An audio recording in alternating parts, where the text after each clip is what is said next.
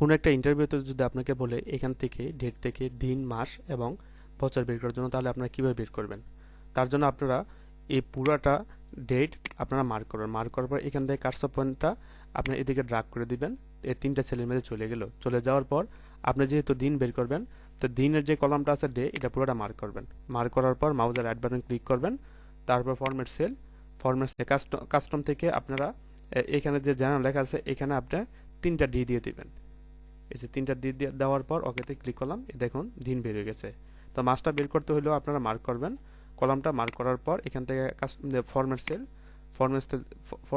Sell থেকে custom থেকে আপনারা এখানে 3টি এম দিয়ে দিবেন। ওকে দিয়ে দিলাম, দেখুন মাসটা বের হয়ে গেছে। বছরটা বের করতে হলে আপনারা মার্ক করবেন। এখানে মার্ক করার পর মাউসের রাইট বাটন ক্লিক করুন, ফরম্যাট সেল, এখান থেকে কাস্টম থেকে আপনারা এখানে 3টি ওয়াই দিয়ে দিবেন। ওকেতে ক্লিক করলাম, দেখুন এখান থেকে দিন মাস এবং বছর কিন্তু বের হয়ে গেছে।